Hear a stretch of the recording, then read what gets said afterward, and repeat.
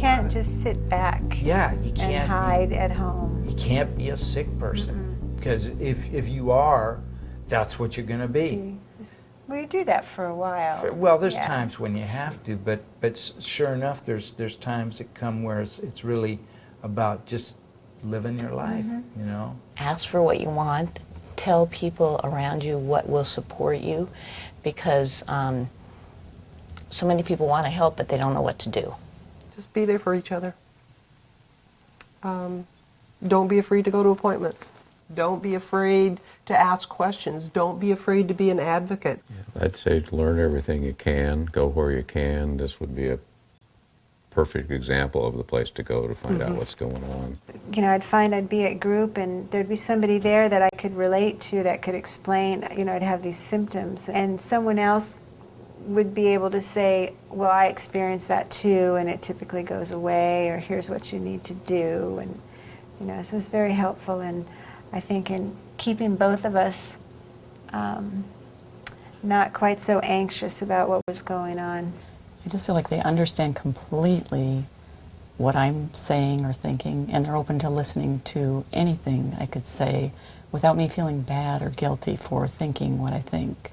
I come 2 nights a week for our exercise class. I've been doing this, I guess, about 5 years. It's a great class, a great group of people. Our exercise teacher is caring, yet she pushes us, and she's really fun. And I don't know if this needs to go out for a publication or not, but at the end of each session, we go out for pizza and or beer if we want to.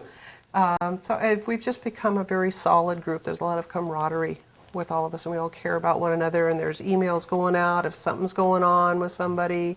Kind of watch out after one another.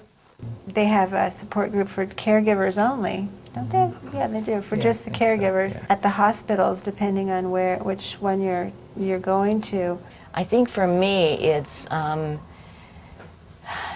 knowing that the people who are my caregivers have someplace else to go to be supported. That it's not one more burden that I need to take on.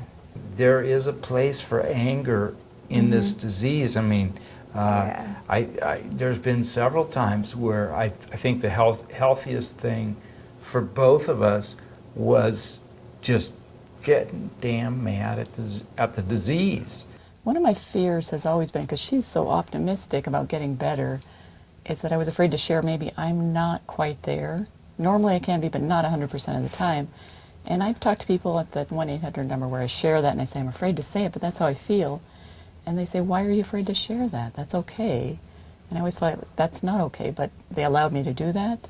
And that was one of our best conversations, is to share my fears and be honest and not feel like I was intruding on her belief system. Living with cancer and living beyond cancer. Living beyond, yeah. Living beyond cancer, I think that's what we're doing. Yeah. I think sometimes it takes these life-threatening situations to wake us up. And this is a process of wakening up to, you know, the glory of who we are.